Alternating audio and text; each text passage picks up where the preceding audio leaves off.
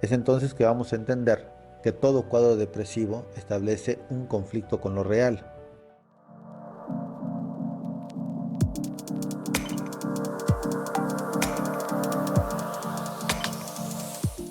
Advertencia. El siguiente contenido puede adoptar enfoques que pueden ofender moralidades correctas, más bien correctivas, herir algunas susceptibilidades e incomodar a quienes suelen victimizarse. Si te atreves a pasar un rato quizás incómodo, pero con potencial de aportar a tu desarrollo personal, continúa bajo tu responsabilidad. Se recomienda discreción y mucha autocrítica. Hola, ¿qué tal? ¿Cómo estás? Mi nombre es Antonio Ayala Morales y soy psicoterapeuta. En esta ocasión elegí el tema de la depresión porque es un tema bastante importante, sobre todo a inicios de año. Recordemos que el 13 de enero fue el Día Mundial de la Lucha contra la Depresión y solo 2 días después, el 15 de enero, fue el denominado Blue Monday, que no es otra cosa más que un día que fue determinado a partir de una fórmula que un psicólogo hizo, en donde estableció a partir de algunas variantes determinaciones en su conclusión de que podría ser este, el tercer lunes de cada año, el lunes más triste. Y bueno, dentro de estos factores está en que el lunes en sí se dice que es el día más triste de la semana porque es cuando tenemos que empezar la jornada laboral otra vez, el tren de vida, la rutina cotidiana. Venimos de fin de semana, un par de días de descanso, días en donde no estamos agobiados por las responsabilidades y las obligaciones. Entonces, el lunes pareciera ser de los 7 días de la semana el día más complicado para empezar, el día en el que aquellos que no están o no estamos reconciliados con nuestro día a día, se nos complique más levantarnos de la cama. También otro factor que evaluó este señor es que está la cuesta de enero y justo una vez que pasan las fiestas o las fechas festivas, es donde nos vemos en la necesidad de reconocer con una mayor dureza, con un mayor realismo, nuestros números en las cuentas bancarias, ¿no? Y muchas ocasiones nos damos cuenta de que hemos tal vez abusado un poco de más o tenido un tanto de descontrol en nuestros gastos y esto nos lleva también a sentirnos un tanto preocupados o un tanto desanimados al ver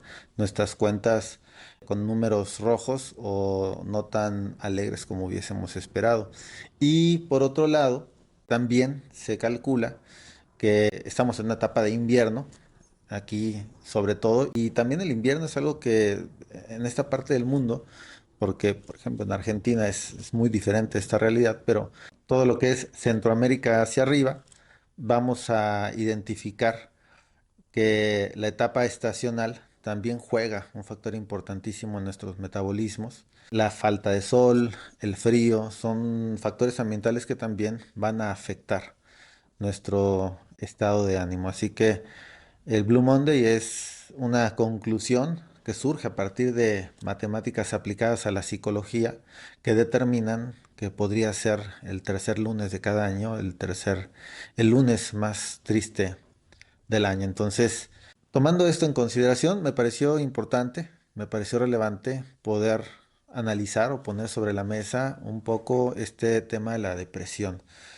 Así que, como lo he hecho en otras publicaciones, en esta ocasión, la pregunta que yo hice, la pregunta eje, fue, ¿qué te deprime?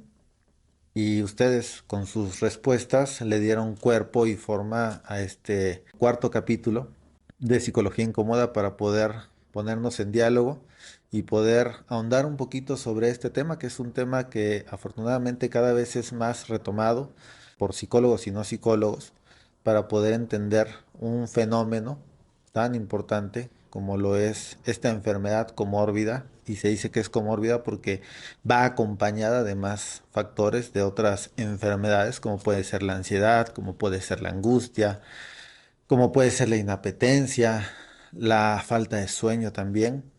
Entonces, es una enfermedad que la Organización Mundial de la Salud ha diagnosticado en una de cada 4 personas en todo el continente americano. Entonces, las cifras son importantes porque también es una enfermedad que nos puede restar funcionalidad o incluso discapacitar. Así que me parece importante que platiquemos un poquito sobre esto los siguientes minutos. Te agradezco por tus comentarios, por tus opiniones vertidas en aquella pregunta que hice en mi página de Facebook, que es SIC Antonio Ayala, y poder así, a partir de tus comentarios, retomar algunos aspectos, algunas variantes de esta enfermedad que necesitamos tomar en consideración. Así que todo esto, como suele ser en los demás videos también, va a ser hecho a partir de una psicología incómoda, una psicología que lo que pretende es precisamente hacer ruido, establecer ciertas perspectivas disruptivas en algunos casos. Y también es una psicología que está enfocada para el que hace y no para al que le hacen. Y con esto aclaro, porque pareciera que está muy de moda estas perspectivas que están enfocadas hacia las víctimas y poco nos hemos ocupado de las perspectivas de análisis para los que nos determinamos responsables, si no es que victimarios, desde otras perspectivas, y poder así, para aquellos que intentamos asumir un papel activo dentro de nuestras responsabilidades psicológicas y emocionales, tener una psicología en donde pueda yo reconocerme a partir de mis negligencias, de mis deficiencias, de mis fallos, de las formas en las que yo afecto a mi entorno y poder entonces trabajar conmigo. Porque creo que lo más importante en la psicología es poder ver hacia uno mismo, es el estudio del yo, y con ello la psicología incómoda puede indicarnos muy bien aquellos aspectos que necesitamos puntualizar. Así que muchas gracias por estar nuevamente aquí en este canal. ¿Estamos listos? Comenzamos. Este contenido no goza de fiabilidad científica ni pretende la verdad. Constituye solo una perspectiva más. Esto no es terapia psicológica. Si persisten las molestias, consulte a su psicólogo. Vamos a retomar el primer comentario de esta publicación que hice y elegí algunos comentarios. Están buenísimos los comentarios. Realmente creo que hay mucho material. Incluso podríamos pensar hasta en una segunda parte de este video porque me parece que hay muchos elementos por ahí que están sobre la mesa que bien vale la pena considerar para poder ahondar un poquito más y ampliar. Así que si estás interesado en que se haga una segunda parte de este video, déjame tu comentario, házmelo saber para ponerme en contacto con estos comentarios restantes y poder de alguna forma hacer una extensión de este video y que puedan quedar menos cabos sueltos sobre lo que se virtió en aquella publicación. El primer comentario es de Valeria Galicia. Valeria Galicia dice, mis hormonas y mi química cerebral. Es importantísimo aquí reconocer que hay diferentes tipos de depresión. Está la depresión secundaria, está la depresión endógena y está la depresión exógena, por mencionar diferentes tipos de depresión. La depresión secundaria tiene que ver con factores genéticos y heredados. De alguna forma hay personalidades que tienden o tienen una predisposición hacia la depresión.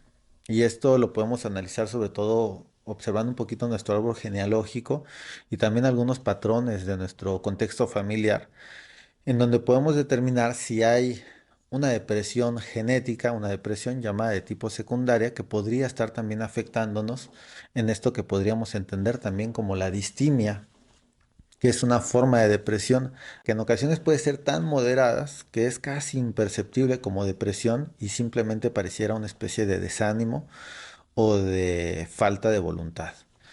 La depresión endógena está relacionada con factores orgánicos, con factores bioquímicos, sustanciales y pueden deberse a fallos cerebrales, como la falta de cromo, por ejemplo.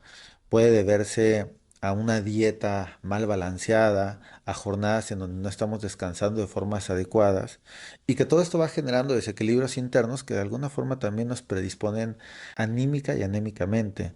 Así que esta depresión, la depresión endógena, puede simplemente ser corregida a través de cuidar ciertos hábitos, de modificar nuestra dieta, incluso poder hacernos estudios a fondo si es que ya probamos con la terapia, si es que ya probamos con una alimentación adecuada, con correctas jornadas de sueño, podría tal vez tener una relación más cerebral, más orgánica, más sustancial que necesitamos revisar a fondo y es ahí donde la parte de la psiquiatría haría su función con una medicación o una suplementación adecuada para poder devolvernos este equilibrio que necesitamos.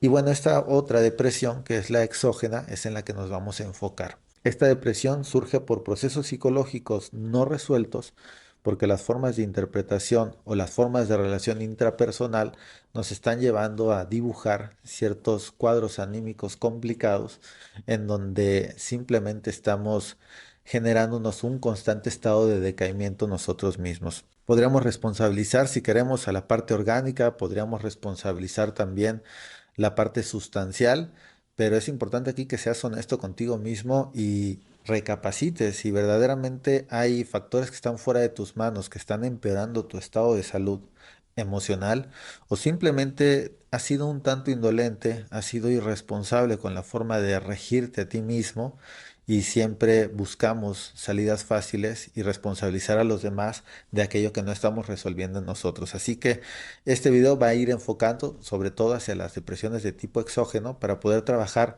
en cuanto a nuestras circunstancias y contextos, qué es lo que de pronto no estamos resolviendo de la forma adecuada, que puede llevarnos a estar creando cuadros depresivos.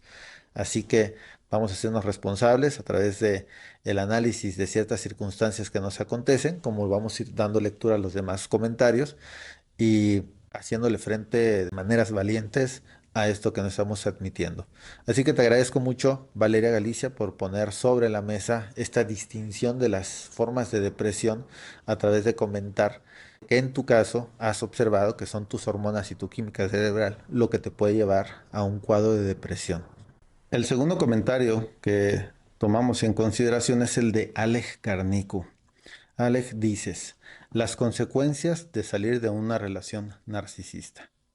Aquí es importantísimo y yo le voy a dar esta interpretación, Alej, a tu comentario, porque no especificas al decir que son las consecuencias de salir de una relación narcisista, no estás especificando si te refieres a que estuviste con una persona con rasgos narcisistas o es tu propio narcisismo el que te llevó a salir de la relación. Sin embargo, cuando mencionas una relación narcisista, puedo entender que estamos tal vez haciendo la suma de dos formas de narcisismo que intentaron complementarse fallidamente.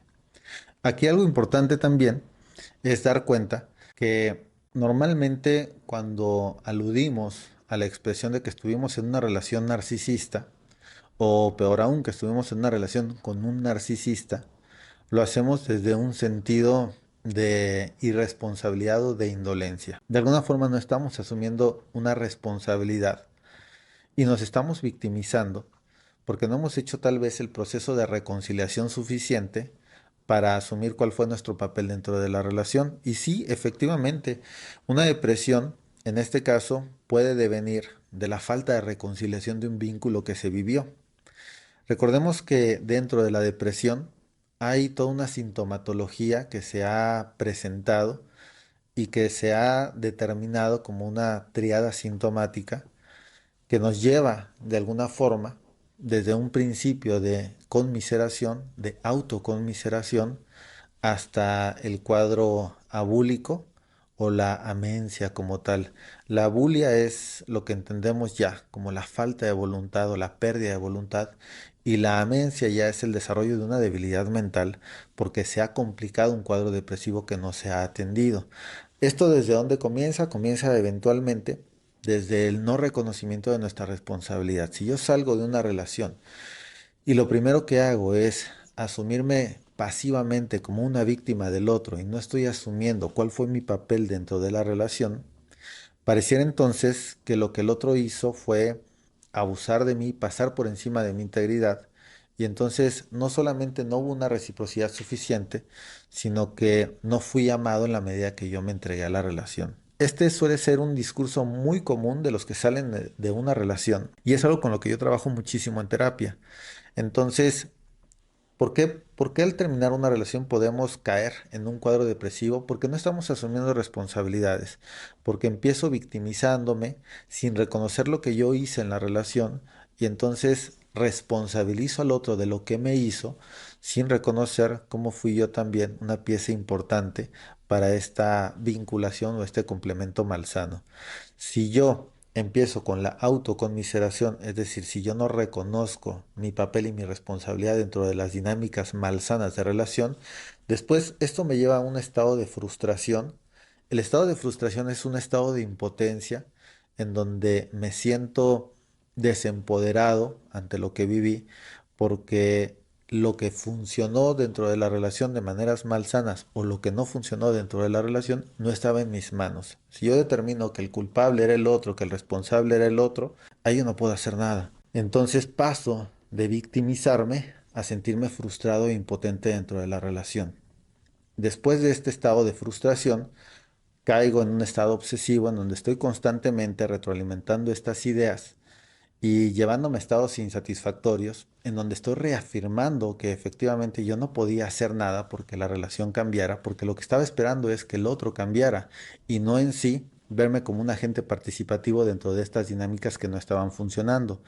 Al desprotagonizarme yo de las dinámicas de la relación y darle un papel antagonista al otro, lo único que estoy haciendo es favoreciendo más estos cuadros obsesivos en donde yo estoy cada vez degradándome más a través de mis pensamientos por reafirmarme por alguien que fue victimado dentro de una relación en donde no pudo defenderse o establecer un cambio de dirección dentro de la misma. Y después del cuadro obsesivo, caemos ya en lo que entendemos como el cuadro de depresión, que es un desánimo en donde estamos en un estado de renuncia, nos derrotamos ante la relación y reconocemos que esta relación nunca estuvo en nuestras manos. Entonces, una vez que llegamos a esta depresión, que es un estado de decaimiento, porque nos asumimos incapaces de poder ser amados de las formas en las que amamos, es cuando ya hemos concluido por desarrollar este cuadro depresivo. Así que si no queremos caer en un cuadro depresivo después de terminar una relación, lo primero que tendríamos que hacer es, terminando la relación, asumir nuestras responsabilidades, mirarnos hacia nosotros mismos. Si se nos complica, entonces acudir a un especialista, ese es donde la terapia puede hacer su papel para que el terapeuta junto con nosotros en un proceso de acompañamiento nos ayude a reconocer estas responsabilidades que por estar evadiendo, por estar omitiendo, me llevan a tener una comprensión parcial de la relación en donde yo fui la víctima, el otro fue mi victimario y simplemente tuve la mala suerte de encontrarme con un narcisista que no me supo amar otra vez. Entonces, si no queremos ir por la vida sumando fracasos sentimentales con el discurso de yo solo me topo con puros narcisistas, es importante que miremos hacia acá, que reconozcamos nuestro narcisismo o nuestros rasgos narcisistas y podamos entonces trabajar con ellos. Si no somos capaces de mirarnos y de reconocer nuestros propios rasgos, entonces quiere decir que no solamente son rasgos narcisistas.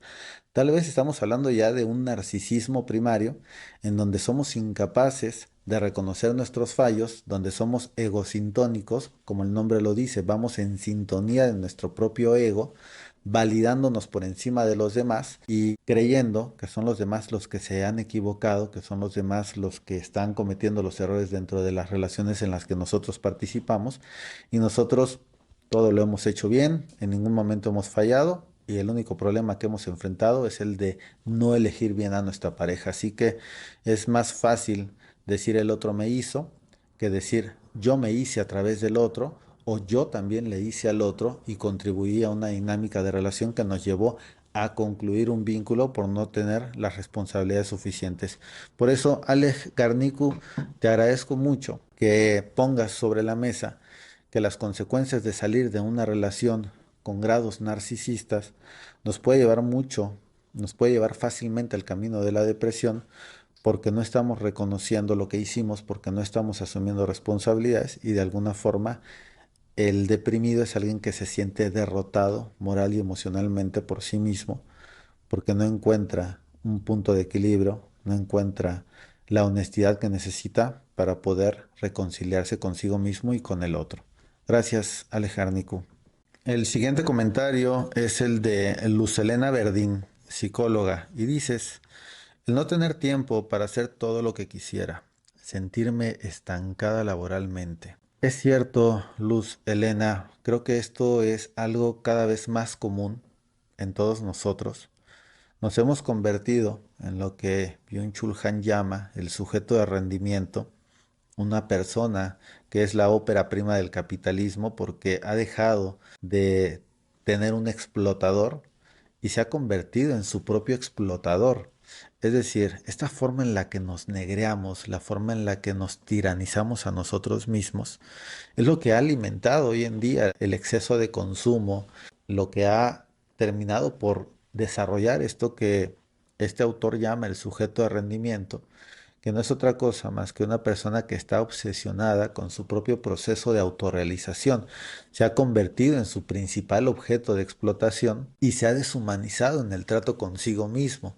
Así que si nosotros no queremos caer en esta autoexigencia degradativa, lo más saludable es que pongamos un alto, que nos demos a la tarea de poder analizar si verdaderamente esto que estoy intercambiando es algo que verdaderamente me está remunerando de formas sanas.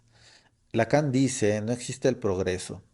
Lo que ganas por un lado, lo pierdes por el otro. Y como no estás consciente de lo que estás perdiendo, sientes que solo estás ganando y a eso le llamas progreso. Si nosotros analizamos nuestros progresos, nos vamos a dar cuenta que realmente son intercambios. Si yo me decido a trabajar más para poder tener mayor economía, seguramente voy a estar reduciendo el tiempo que tengo para disfrutar a mis seres queridos, para disfrutarme a mí, para disfrutar a mi pareja, para disfrutar con mis amigos, para disfrutar de este tiempo de descanso, tiempo que puedo dedicar a la contemplación, al desarrollo del arte, al desarrollo de un hobby, al deporte, en fin, me parece que no es saludable que estemos constantemente autoexplotándonos y es aquí responsabilidad de nosotros mismos, si nos interesa cuidar de nuestra salud, poner un basta ya. Poner un basta ya a esta forma insensata de llevarnos a un punto límite, a un punto de quiebre, en el afán de poder saciar este ego insaciable en el que queremos vernos realizados, en el que queremos encajar para la mirada de los demás, el reconocimiento de propios y extraños, y entonces sentirnos menos miserables, sentirnos menos insatisfechos con lo que somos. Esta manera en la que no aceptamos esta sensación de insignificancia, esta sensación de inferioridad y de alguna forma estamos queriendo sanar esta falta de amor propio y esta falta de autorreconocimiento a través de logros sociales, a través de reconocimientos por parte de nuestro entorno inmediato y de alguna forma sentirnos un poco menos insatisfechos con nuestra propia existencia. Así que por más que hagamos, mientras no llegue el autorreconocimiento, mientras no haya una mirada humanizada hacia nosotros mismos, no vamos a poder verdaderamente desarrollarnos como seres integrales. Y entonces es importante que dejemos de lado este afán de reconocimiento y esta búsqueda de validación para que entonces podamos sentirnos contentos con lo que somos. Necesitamos reconocernos, necesitamos aprender a validarnos, necesitamos descolocarnos de este ideal que nos hemos autoimpuesto para entonces vernos de maneras más humanas, para entonces reconocernos como seres finitos, limitados y aceptar estas impotencias también que de alguna forma nos confieren esta humanidad que necesitamos gozar y reconocer para no llevarnos a un punto de quiebre. Así que te agradezco también, Luz Helena, por poner sobre la mesa el tema de esta sensación de estancamiento, esta sensación de frustración porque no tenemos tiempo para hacer todo lo que deseamos, porque hoy en día pareciera que ser felices, ser personas exitosas, se ha puesto en un lugar inalcanzable. Hoy para yo poder sentirme satisfecho conmigo, necesito ser una persona que viaja, que está preparada, que tiene economía, que trabaja, que disfruta con la pareja, que tiene tiempo para sí, que hace deporte, que desarrolla hobbies y todo al mismo tiempo. Entonces, esto nos ha llevado a explotarnos, a exigirnos por demás y es importante tener nuestras renuncias, reconocer cuándo puedo, cuándo no puedo, hasta dónde y de una forma más humilde asumir qué es lo que voy a abarcar en mi vida y qué es lo que por ahora no puedo priorizar. Así que muchas gracias, Lucerena, por tu comentario. Nuestro siguiente comentario es el de Alejandro Saúl. Alejandro dices, híjoles, creo que recordar cosas en la que la regué gacho en el pasado. Y sí, Alejandro, creo que es muy común que usemos el pasado para recriminarnos, que si recordamos hacia atrás, En lugar de recordar estos aspectos positivos, aquellos atinos que tuvimos, aquellos logros, aquellas cosas que hicimos que podrían enorgullecernos, solemos utilizar el pasado para lastimarnos, como un flagelo en el que estamos constantemente rumiando nuestro presente con autorrecriminaciones porque lo que hicimos en un ayer fue errado, fue erróneo o fue incorrecto. Aquí yo te invito, Alejandro, a que te preguntes por qué soy tan duro conmigo. Algo importante que tratamos durante la terapia es reconocernos como humanos. Y creo que últimamente lo hacemos menos que nunca. Hoy menos que nunca nos damos el derecho de equivocarnos, de fracasar, sin que esto termine siendo castigado por nosotros mismos en una sarta de autorrecriminaciones que de alguna forma nos llevan a sentir miserables o derrotados moralmente. Freud decía que la tristeza puede determinarse, la tristeza profunda, incluso el cuadro melancólico, que fue lo que después llamaríamos depresión, como el estado concluyente de una derrota moral. ¿Y a qué se refiere con esto? Nosotros tenemos una conciencia moral a través de la cual nos miramos y miramos todo lo que nos rodea. La forma en la que nos miramos desde esta conciencia moral puede ser sumamente exigente y muy rígida, y esto dependerá mucho también de nuestra estructura de vida, de cómo se nos internalizó las figuras de autoridades desde nuestra infancia. Si tuvimos figuras de autoridades sumamente duras, rígidas, exigentes, esto es lo que vamos a hacer con nosotros mismos. Entonces, una persona que de pequeño, cuando se equivocó, en lugar de tener una mirada comprensiva y compasiva de sus padres, fue duramente recriminado, señalado, juzgado, incluso castigado, es una persona que va a tender en la edad adulta a hacer lo mismo consigo mismo, a señalarse, a juzgarse, a recriminarse, a castigarse. Entonces, cuando vemos nuestros errores, lo que vamos a hacer en lugar de comprendernos, en lugar de aprender de lo que sucedió, para que esto no siga sucediendo, vamos a utilizar la culpa como una forma de autocastigo. Hay dos formas que yo identifico de resolver la culpa. La culpa es este sentimiento que surge en nosotros cuando nos damos cuenta de que nos hemos equivocado. Hay una forma sana y natural y hay una forma patológica o enferma. La forma sana es cuando yo me percato de que me equivoqué, en lugar de recriminármelo, aprendo del error, hago un nuevo compromiso conmigo mismo para que aquello que sucedió no siga sucediendo. La forma patológica es reconocer que me equivoqué, castigarme con mis pensamientos o incluso con mis actitudes, sin que esto necesariamente me lleve a reparar el daño ni a rectificarlo en mí. Únicamente estoy utilizando el reconocimiento de mis errores para estarme todo el tiempo castigando y flagelando sádicamente por haberme equivocado.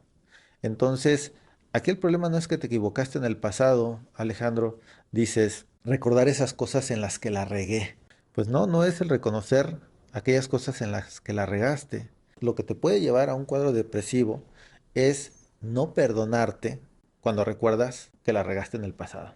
Entonces, todos podemos recordar que nos equivocamos en el pasado. Sin embargo, la forma en la que nos tratamos a nosotros mismos al hacer esta rememoración de nuestros errores pasados es lo que va a determinar si esto me lleva a un cuadro depresivo o simplemente a un nuevo aprendizaje. No podemos evitar equivocarnos, lo que sí podemos es recriminarnos de formas sádicas, de formas drásticas y de formas infructuosas por habernos equivocado.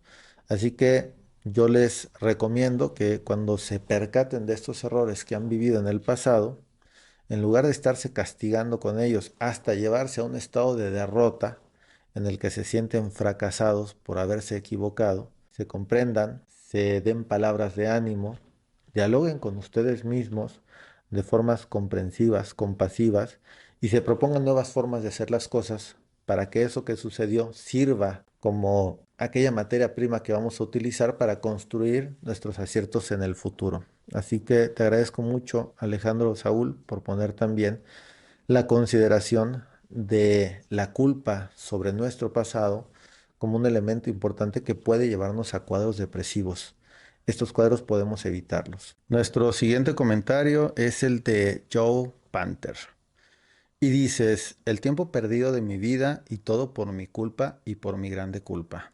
Lamento tantas cosas, pero mi estúpido retraimiento me llevó ahí. Ya hasta le perdí interés a todo lo que me gustaba. El trabajo es ahora mi refugio.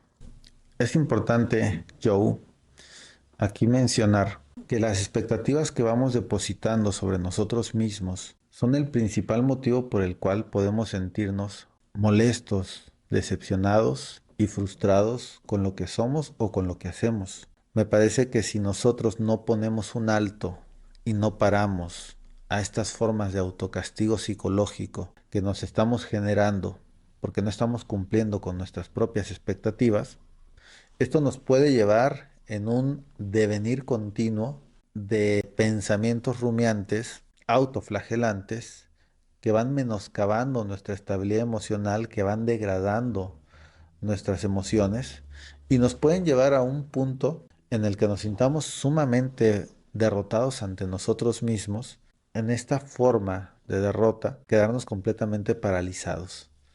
Esto nos puede impedir la funcionalidad en cualquier aspecto de nuestra vida. Si yo me he encargado de estar continuamente, compulsivamente, lastimándome a través de cuadros obsesivos, en donde voy mutilando lo que yo soy desde mi propia percepción, con acciones, con pensamientos, estoy dejando desarrollar un cuadro depresivo que se puede ir agravando de tal forma en la que podría una persona atentar contra su propia vida. Es importantísimo que no nos confiemos, que no dejemos de lado la importancia y la seriedad de atender un cuadro depresivo, sobre todo si nos ha llevado a síntomas tan importantes como puede ser el aislamiento, el completo decaimiento, en donde hay una renuncia hacia las actividades cotidianas que nos daban funcionalidad, porque una vez que estamos en ese lugar, podría haber ya una imposibilidad de retorno. Entonces, si Joe te sientes en este punto de tu vida, es importante que te ayudes, es importante que no te abandones, porque es ahorita cuando más necesitas de ti. Todos hemos pasado por cuadros depresivos, hemos pasado por momentos anímicos complicados, en donde nos hemos sentido profundamente decepcionados por nosotros, en donde lo que hicimos está muy lejos de lo que verdaderamente esperábamos hacer.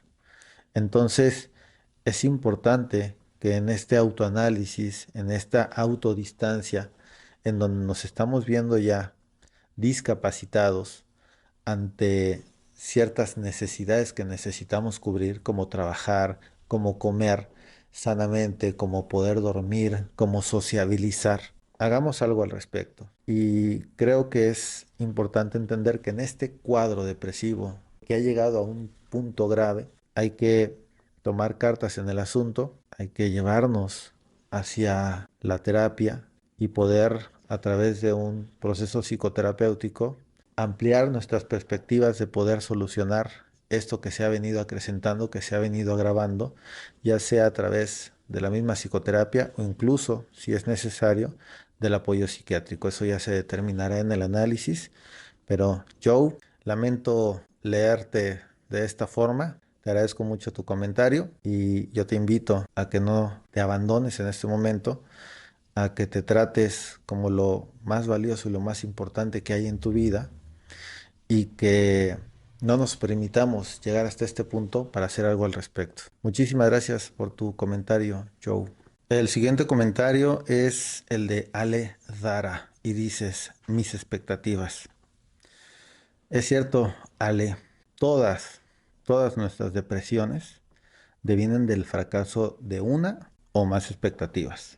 Es importantísimo entender esto porque si bien no podemos dejar de tener expectativas o de crear expectativas, lo que sí podemos es desarrollar la capacidad de sobrellevar la frustración de estas expectativas. ¿Cómo? Entendiendo que cada expectativa que yo creo sobre mí es un punto de riesgo para poder caer en un cuadro depresivo si esta no se cumple. Y es que a menudo nuestras expectativas no se cumplen. Aun cuando nosotros nos proponemos cumplir con ciertos parámetros, con ciertos paradigmas, con ciertas metas, objetivos, aun cuando los cumplimos, no los cumplimos exactamente como esperábamos o como queríamos.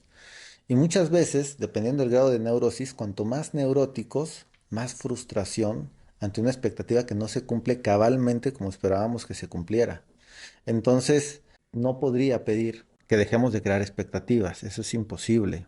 Lo que sí podríamos hacer es dejar de ser esclavos de nuestro ego, dejar de estar creyendo que necesitamos alimentar este ego para poder sentirnos satisfechos con nuestros resultados, dejar esta mirada resultadista en donde le estamos dando más importancia al resultado que a todo lo que hemos hecho nos hemos propuesto hacer y desarrollar, y aprender a ser más agradecidos incluso con nosotros mismos, con nuestro esfuerzo, con nuestra intención, con la labor que hacemos, porque al final es eso lo que determina lo que somos, nuestro espíritu, y no tanto los resultados. Los resultados pueden tener que ver mucho con las circunstancias, y cuanto más controladores somos, menos vamos a advertir o menos vamos a reconocer que las circunstancias no están bajo nuestro control. Nuestro grado de neurosis es el que nos lleva a la fantasía de que podemos controlar algo que está fuera de nosotros.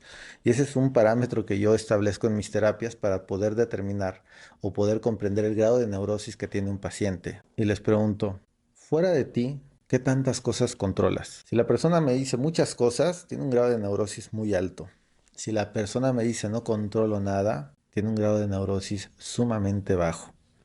Entonces, vamos a entender que no es nuestras expectativas o no son nuestras expectativas las que nos llevan a un cuadro depresivo. Es la frustración de nuestras expectativas cuando no son aceptadas o no son comprendidas por nosotros mismos. Todos tenemos expectativas. Sin embargo, lo que nos puede llevar y nos puede complicar hacia un cuadro depresivo es la intolerancia, la frustración de las expectativas no cumplidas. Entonces vamos más específicos. Ya no es que una expectativa nos lleva a un cuadro depresivo. No. Lo que nos lleva a un cuadro depresivo es la no aceptación de la frustración de mis expectativas. Y aquí hay que poner mucho ojo. Porque aun cuando no se cumplen nuestras expectativas, si hacemos un análisis de nuestra vida en retrospectiva, vamos a comprender que aun cuando no se cumplieron estas expectativas, las cosas salieron de formas funcionales. Te agradezco mucho, Ale, por este breve pero útil comentario también. El siguiente comentario es el de Jafir Hernández Javier. Jafir dices, lo indeciso que soy. Vamos a entender cada que hablamos de indecisión que no es otra cosa, psicológicamente hablando, más que un conflicto de intereses interno. Hay dos fuerzas psíquicas que están luchando, que se están contraponiendo, que nos impiden tomar una decisión. Y este conflicto de estas dos entidades es lo que genera lo que conocemos como angustia. ¿Cuáles son estas dos entidades? Resumiéndolo y poniéndolo de formas simplistas, para no entrar mucho en materia psicoanalítica, es básicamente que aquello que estamos deseando no está siendo permitido por nuestra conciencia moral. Voy a poner un ejemplo muy simple. Yo estoy en un régimen de dieta y entonces voy por la calle, paso por una taquería, huelen los tacos, se me antojan, ahí hay deseo. Empieza la demanda del deseo que establece una pugna hacia la conciencia que dice tacos, tacos. Por otro lado, la conciencia moral, esta conciencia del deber, me dice, no, está prohibido. Estás en régimen de dieta y ahorita no puedes comer tacos. Pero el deseo sigue ahí. El deseo sigue pugnando por realizarse a través de, en este caso, comerme unos ricos tacos. Entonces, ese conflicto de intereses en donde aquello que deseo no está siendo permitido por mi conciencia moral, establece una pugna. Hay intereses encontrados. ¿Quién tiene que determinar cuál va a ser la decisión final? Ya sea, sí, comerme los tacos o renunciar a los tacos, es una entidad que llamamos el yo. El yo es la conciencia consciente, la conciencia moral es conciencia preconsciente y el deseo es inconsciente. Entonces, ante esta lucha entre el inconsciente y el preconsciente, tiene que reinar la conciencia del yo, que es la conciencia consciente. Y es ahí donde yo tengo que poner en análisis y dialogar con estas entidades, hacer una negociación interna y decir, a ver, ¿me puedo comer los tacos? Si me como los tacos, lo que va a generar por contravenir la conciencia moral es un sentimiento de culpa. Si decido renunciar a los tacos por obedecer esta conciencia moral, al frustrar el deseo, es un sentimiento de frustración. Entonces, pareciera que en ninguno de estos dos escenarios salgo bien librado. Sin embargo, eso lo va a determinar el yo. Si el yo tiene la suficiente fuerza de poder tomar una determinación, no va a haber ni sentimiento de culpa ni sentimiento de frustración. Si yo voy por la vida después de que tomo una decisión sintiéndome frustrado o sintiéndome culpable, quiere decir que carezco de autonomía. Esta autonomía se logra a través del fortalecimiento del yo y el fortalecimiento del yo es lo que atiende toda terapia formal. Decir terapia psicológica es decir terapia de fortalecimiento del yo. Una vez que tenemos el yo fortalecido, es decir, una vez que nuestra conciencia consciente se ha ampliado, entonces podemos tomar determinaciones sobre estas dicotomías internas, sobre estos conflictos internalizados, sin sentir frustración y sin sentir culpa. Y entonces una persona que tiene un yo fortalecido puede bien decidir, ok, me como los tacos sin sentirse culpable, asumir la responsabilidad, más allá de si la responsabilidad es buena o mala, de acuerdo a la conciencia moral, porque lo bueno y lo malo lo va a determinar la conciencia moral. Independientemente de si es buena o mala la decisión, va a haber una decisión tomada autónomamente que no va a generar culpa. O bien puede renunciar al deseo sin sentirse frustrado por haber renunciado a algo que deseaba, porque reconoce que eso que deseaba no lo necesitaba. Cualquiera de ambos casos, aquí no estamos hablando ni siquiera de tomar las mejores decisiones o de tomar la decisión correcta. Estamos hablando de ponernos de acuerdo con nosotros mismos y tomar una decisión tomados de nuestra propia mano. Entonces, las indecisiones, Jafir, pueden ser resultado de una falta de autonomía y esta falta de autonomía te puede llevar a que decidas lo que decidas o vas a sentirte culpable o vas a sentirte frustrado. Así que yo te invito, Jafir, a trabajar más en el fortalecimiento del yo, que te va a dar como conclusión una mayor seguridad en ti mismo, una mayor capacidad de toma de decisiones, porque a veces no tomamos decisiones porque nos tenemos miedo a nosotros mismos. Dicho de otra forma, le tenemos miedo a esta conciencia moral que fue internalizada por nuestros padres, por nuestros tutores y por nuestras figuras de autoridad que de alguna forma marcaron nuestra infancia y adolescencia. Entonces, no es que tengamos miedo a tomar decisión, sino tenemos miedo a que la decisión que tomemos no vaya acorde a lo que nuestra conciencia moral nos dicta y eso nos lleve a sentir que estamos fracasando bajo nuestra propia mirada. Así que es cierto que una decisión nos puede llevar a un cuadro depresivo, pero una indecisión nos paraliza. Es mejor tomar una decisión y después replantear si es que nos equivocamos o si es que encontramos mejores caminos posteriormente que no tomar la decisión, porque en la indecisión se genera la angustia y esa angustia es una antesala de un cuadro depresivo. Entonces hay angustia porque te tienes miedo a ti mismo, tomas la decisión, te desapruebas a ti mismo y esa autodesaprobación te lleva a un cuadro depresivo. ¿Cuál será la mejor forma de salir de la angustia? Toma acción, toma tu decisión, ejerce tu autonomía, date todo el derecho de equivocarte y deja de ser tan duro contigo mismo porque te tienes miedo y aprende a tomar tus decisiones y tus responsabilidades y aprender de tus errores. Así que muchas gracias, Jafir, también por tu comentario. El siguiente comentario es de Juli Castro y Juli dices que ya no tengo la misma fuerza física y energía de antes. Es importante reconocer que estamos en un continuo proceso degradativo, que cada día que pasa estamos envejeciendo un poco más. Puede sonar pesimista, si así se quiere, pero no deja de ser real. Por otro lado, creo que la mejor forma de poder ser optimistas es siendo realistas. Y no necesitamos aferrarnos a la juventud, no necesitamos aferrarnos a ciertos estadios de nuestra vida o a ciertas etapas que vivimos para sentirnos plenos y satisfechos con nosotros mismos. Hoy en día estamos sumamente obsesionados con el tema de la juventud, con la belleza, con la productividad, con el desarrollo de nuestras potencialidades y con este afán de poder tener siempre más, hacer siempre más, lograr siempre más. Evidentemente, si mi paradigma es este y yo voy en un proceso degradativo, pues cada vez voy a cumplir menos con esa posibilidad.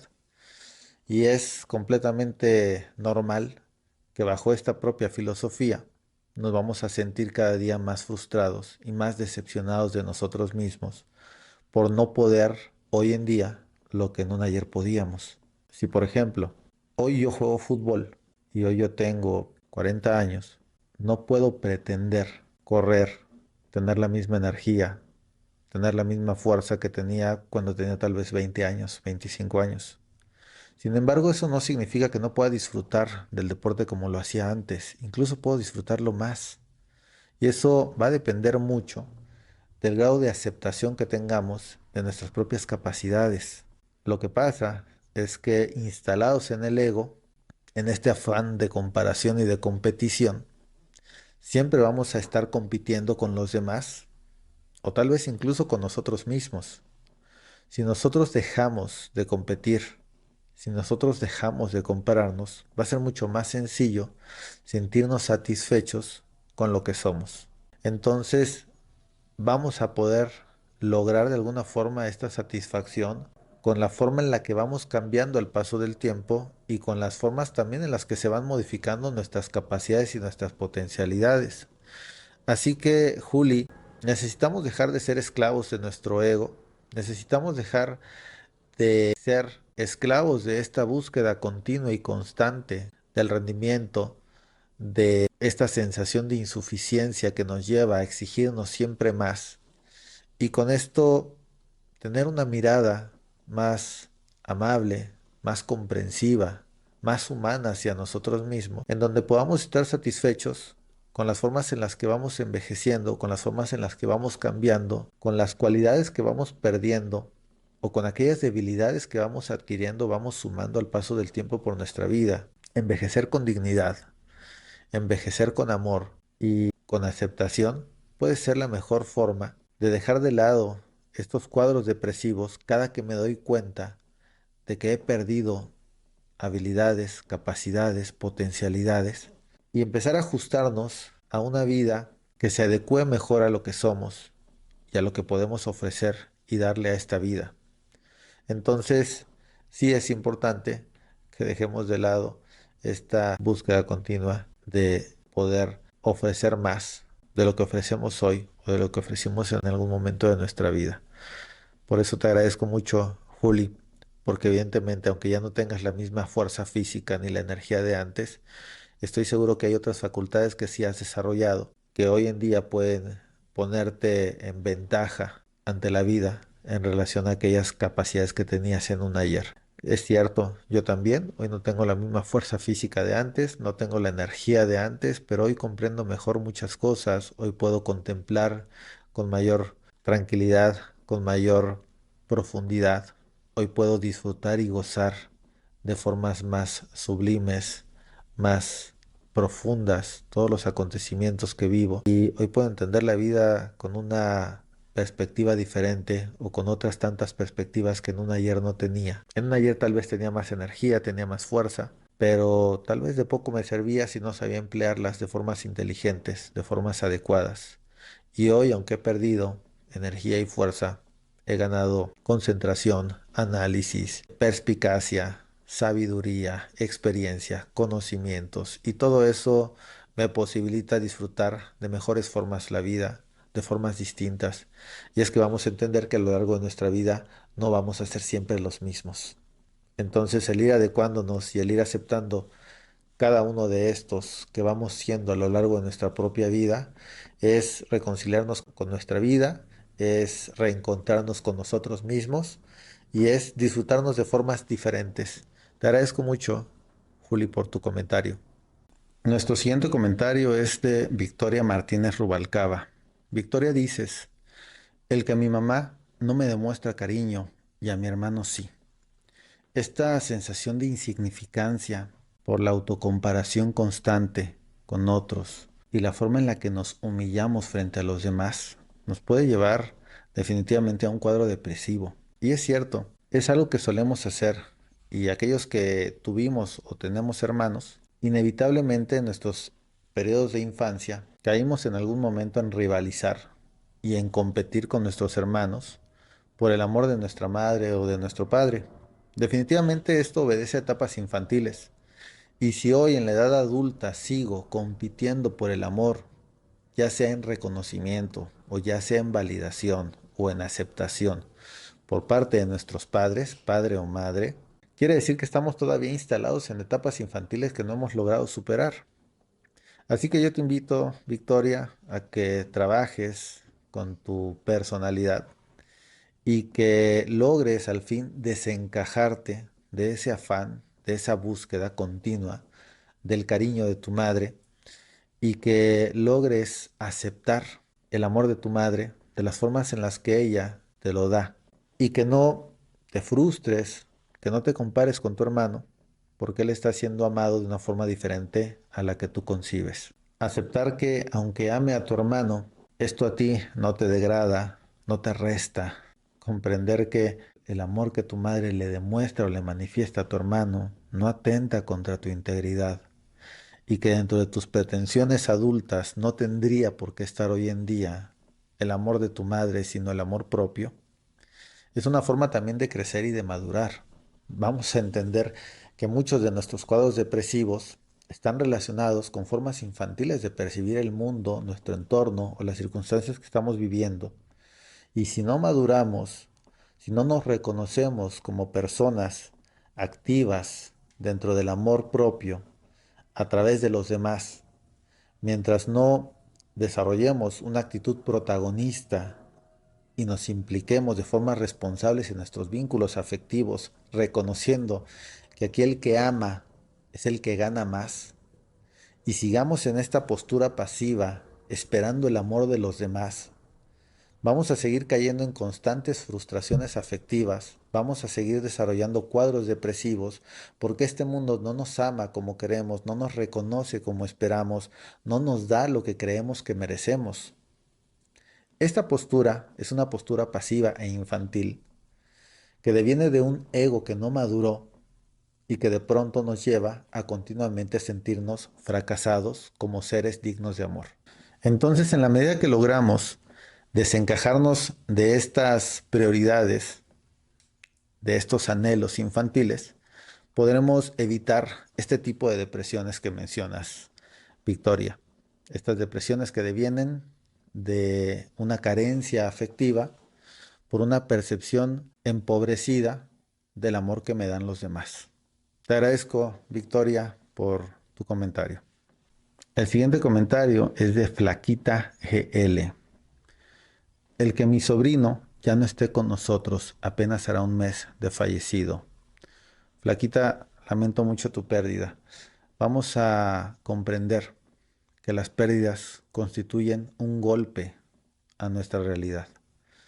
Nuestra realidad que de alguna forma está constituida por las relaciones interpersonales que vamos desarrollando al paso de nuestra vida y cuando de pronto uno de estos elementos constituyentes de nuestra realidad hace falta, genera en nosotros un desequilibrio sustancial importante que nos va a obligar a replantearnos la misma, que nos va a obligar a adaptarnos a nuevas realidades, a nuevos escenarios, porque aquella falta replantea por completo, remodela de una forma esencial nuestra realidad. Entonces, Flaquita, necesitamos comprender que el dolor de las pérdidas va a ser parte inevitable de nuestra vida. Tengo un video que habla sobre la pérdida, te lo recomiendo ampliamente en mi canal de YouTube. Ahí podrás encontrar todo lo que abordé y platiqué sobre el tema de las pérdidas. Y así poder entender de maneras más dedicadas qué es lo que estás pasando en este momento. Sin embargo, si nosotros no permitimos, si no aceptamos este tránsito de dolor al que inevitablemente nos puede llevar una pérdida, es donde encontramos el sufrimiento. Vamos a encontrar el sufrimiento como una resistencia al dolor que establece una pérdida. Y esto no solamente sucede con nuestros seres queridos o no solamente sucede por un fallecimiento familiar. Vamos a desarrollar un cuadro depresivo a través de las pérdidas. Hasta cierto punto es natural que derivado de una pérdida, desarrollemos un cuadro depresivo. Es completamente natural, flaquita. Aquí lo que vamos a cuidar es que esta depresión no se agrave con el tiempo, sino que por un suceso natural vaya cada vez aligerándose, volviéndose más transitable este proceso para que puedas tú restablecer todas tus funciones anímicas y todas tus funcionalidades. Si esto no sucede así, te sugiero que tomes ayuda porque probablemente hay elementos importantes que te vinculaban con la persona que falleció o con el suceso mismo que no estás resolviendo de formas adecuadas y te están complicando emocionalmente. Pero es cierto que las pérdidas nos llevan inevitablemente a ciertos procesos depresivos. Vamos a entender la depresión como un espacio de resolución sobre algo que se perdió. Y es un espacio completamente natural y saludable transitar. El problema es cuando nos quedamos ahí o cuando nos instalamos ahí y de pronto esto empieza a ahondarse y a agravarse más. Mientras esto no suceda, podemos transitar de formas saludables de la depresión a la aceptación, que es el último proceso del duelo. Dentro de los 5 procesos en las etapas del duelo está la depresión. La depresión está en la antesala de la aceptación. Entonces, mientras vayamos en un proceso de desarrollo de la elaboración de lo que se perdió, no tengamos mayor preocupación por estar en un cuadro depresivo, siempre y cuando esto no nos lleve a síntomas más graves de preocupación, como puede ser el aislamiento, como puede ser una marcada disfuncionalidad o una incapacidad muy notoria sobre el cumplimiento de nuestras necesidades esenciales. Así que te agradezco, Flaquita, por haber tocado este tema de las pérdidas de nuestros seres queridos como síntomas inequívocos e inevitables de depresiones que son parte necesaria y constitutiva del desarrollo de un duelo. Nuestro siguiente comentario es de Elizabeth Sandoval y dice: ¿por qué las personas que me rodean no tienen muchos valores básicos, como no robar, no mentir, no abusar y todas esas cosas que me afectan en lo laboral? Y bueno, Elizabeth, mientras sigamos esperando que el mundo sea correcto, que el mundo sea apropiado, que el mundo cumpla con mis expectativas morales o las expectativas morales en general, vamos a seguir generando puntos de frustración y de decaimiento emocional. Vamos a sentirnos defraudados por este mundo, por esta vida, siempre que pongamos estas imposiciones morales, estas perspectivas como axiomas que tienen que cumplirse allá afuera, y en lugar de adaptarnos al mundo tal como es, esperar que el mundo se adapte a tal como esperamos que sea, nos va a llevar continuamente a sentirnos insatisfechos por este mundo que estamos habitando. Hay que recordar que la insatisfacción es fuente de patologías, es decir, del miedo natural al miedo patológico hay una brecha que está trazada por la insatisfacción. Todos tenemos miedo a sufrir por ser vulnerables en ciertos aspectos de nuestra vida. Sin embargo, si yo estoy constantemente generando insatisfacciones por estas vulnerabilidades inevitables de la vida, voy a lograr que este miedo natural se convierta en un miedo patológico. El miedo patológico de alguna forma nos va a llevar a continuamente estarnos sintiendo victimizados por nuestro entorno, por las personas que lo conforman, porque no están cumpliendo con lo que nosotros esperamos que cumplan, porque no están adecuándose y no están ajustándose a estas expectativas morales que hemos impuesto sobre los demás. Entonces, si no queremos estarnos sintiendo defraudados por este mundo, por esta sociedad, por esta vida que habitamos, necesitamos entender que el mundo no es como debería. Necesitamos entender que el mundo es como es, nos guste o no nos guste. Y mientras sigas de alguna forma imponiéndole estas perspectivas y estas expectativas a la sociedad, a las personas que te rodean, ya sean de tu trabajo, de tu familia o de cualquier otro lugar, vas a continuamente estar llegando a un cuadro depresivo, porque vas a llegar a la conclusión de que este mundo no es lo suficientemente bueno para ti, de que esta realidad no es la que te contaron de niña que debía de ser, y por eso seguir en la edad adulta creyendo que existen los buenos y los malos, como el niño lo concibe el mundo polarizado entre buenos y malos, crecer y desarrollar esta perspectiva durante la edad adulta nos va a llevar continuamente a sentirnos defraudados porque el mundo no es polarizadamente como lo veíamos desde nuestra infancia. No existen buenos y malos, simplemente existen personas o existimos personas que estamos egoístamente queriendo encontrar nuestro conveniente. Y si tenemos una forma distorsionada de entender nuestro conveniente, inevitablemente vamos a afectar a terceras personas. Así que esto necesitamos entenderlo con toda naturalidad. Bruce Lee decía, no porque seas una buena persona, si estás ante un león, este no te va a comer.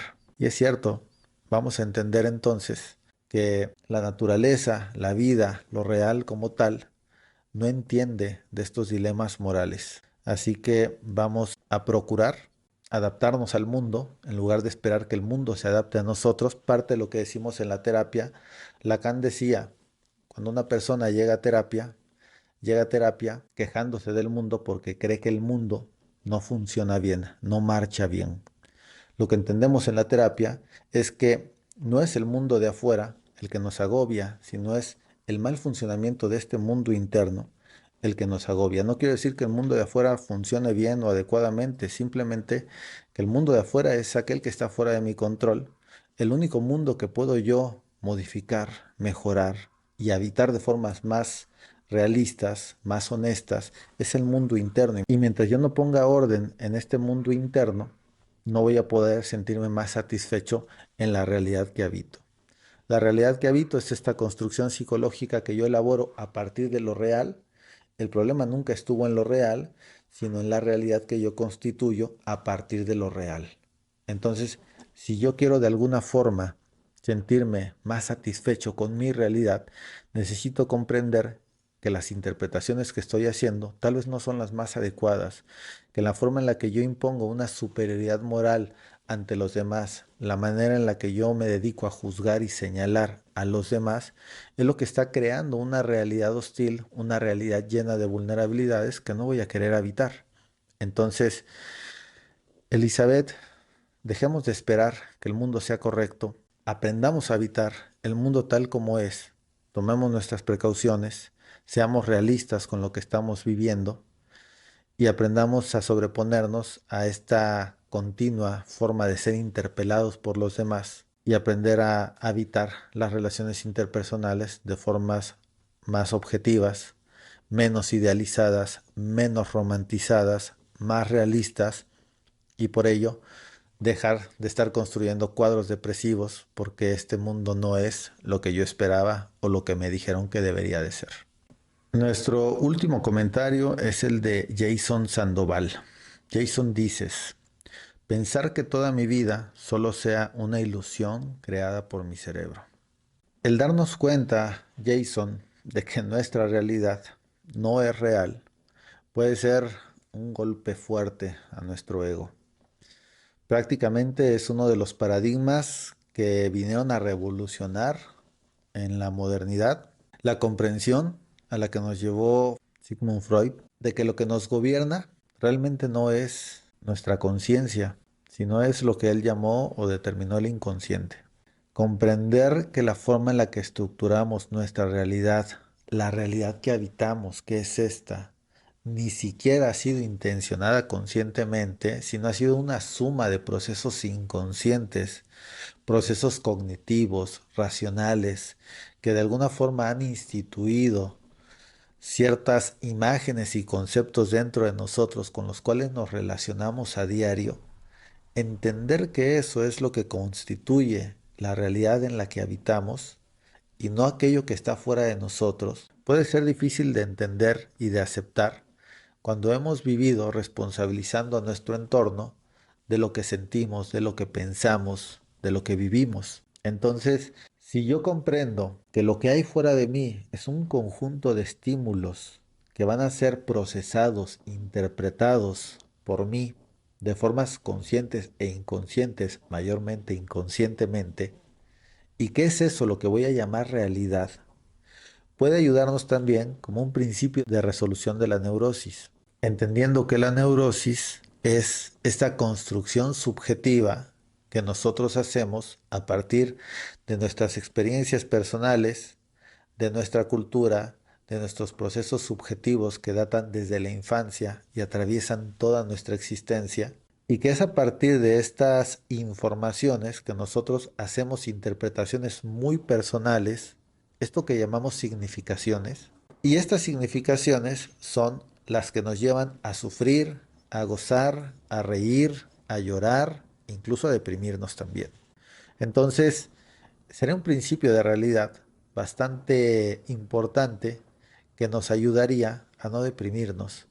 Si nosotros fuésemos capaces de entender que lo que nos deprime no es un suceso o una serie de sucesos, sino es una o una serie de interpretaciones sobre los sucesos, vamos entonces a tener la sartén por el mango y vamos a con esto poder descifrar qué es lo que nos está generando un cuadro depresivo. Entonces, ahí en el análisis de nuestras significaciones sobre lo que nos sucedió o sobre lo que le sucedió a un ser querido, es lo que vamos a poder determinar como constituyente del cuadro depresivo. El análisis de estas significaciones puede ser la puerta de salida de esa depresión y puede ser también la mejor forma de comprender aquellas cosas que de alguna manera están entrando en conflicto con nuestros presupuestos y empezar un proceso de reconciliación. Entonces, esta reconciliación de lo real con mi realidad es lo que me va a llevar a resolver cualquier cuadro depresivo que yo esté viviendo. A algunos les puede llevar menos tiempo, a otros más tiempo, sin importar cuál sea el proceso que vivamos o la temporalidad de estos procesos. Inevitablemente, para pasar de un cuadro depresivo a la aceptación de aquello que se perdió en nosotros, hay un trecho que se va a caminar en un proceso de resignificaciones y de adaptabilidades hacia nuevas realidades. Entonces, si nosotros queremos resolver un cuadro depresivo, necesitamos implicarnos con aquello que perdimos, necesitamos hacer un reconocimiento de aquello que no está funcionando acorde a nuestras estructuras internas, para que entonces en esta reconciliación, en esta resignificación de lo que está generando un conflicto interno, podamos llegar a la aceptación de que lo real no se está ajustando a mi realidad. Y es mi realidad la que necesito ajustar a lo real para salir del cuadro depresivo. Es entonces que vamos a entender que todo cuadro depresivo establece un conflicto con lo real. Entonces vamos a dejar de exigirnos ser lo que queríamos ser. Vamos a dejar de imponernos expectativas sobre el ideal del yo. Y vamos a dejar de esclavizarnos y tiranizarnos sobre aquello que no logramos encajar allá afuera con lo que somos, y vamos a ser más comprensivos y más indulgentes con el desarrollo de nuestro ser, teniendo de este modo una existencia mucho más llevadera, mucho más ligera, más flexible, más conciliada con lo real. Por eso te agradezco, Jason Sandoval, porque este tema que pones en tu comentario, que tiene que ver con pensar que toda mi vida solo sea una ilusión creada por mi cerebro, lejos de deprimirnos, puede ser sumamente liberador, porque entonces entendemos que aquello que nos agobia, que aquello que nos deprime, no es otra cosa más que una ilusión creada por nuestro cerebro, claro, no de forma autónoma, sino de forma inconsciente tal vez, y en esta comprensión, encontrar la puerta de salida de cualquier cosa que nos esté deprimiendo, porque estamos resolviendo esta distinción que de pronto se vuelve un agobio para nosotros al creer que lo que nos está afectando está allá afuera y no la constitución de un proceso que no estamos resolviendo adecuadamente dentro de nosotros. Te agradezco mucho, Jason, por tu comentario, y es así como vamos dando por terminado este video, agradeciéndoles mucho a todos y cada uno de los involucrados en los comentarios que hoy retomé para crear este video. Te agradezco por haberte tomado el tiempo, a ti que escribiste en mis publicaciones y que de alguna forma formas una parte indispensable para la creación de este contenido, esperando continuar con esta serie de contenidos en donde estoy interactuando continuamente contigo, en donde estamos juntos creando los temas a poner sobre la mesa y poder ir desarrollando otras nociones y otras perspectivas sobre estos temas que a todos de alguna forma nos afectan y también nos interesan. Y bueno, no te olvides de seguirme en mis redes sociales, principalmente en mi página de Facebook, que es el medio a través del cual yo interactúo más y de formas más directas contigo. Darle like a mi página. Sígueme también en mis demás redes que por aquí van a estar apareciendo. Mi canal de YouTube, el canal que tengo en Spotify, Instagram, TikTok, que son los medios a través de los cuales puedo yo estar en contacto contigo para crear el contenido que hoy con mucho gusto y dedicación estamos compartiendo. Y recuerda, si algo en este video te incomodó o te molestó, consulta a tu psicólogo de confianza.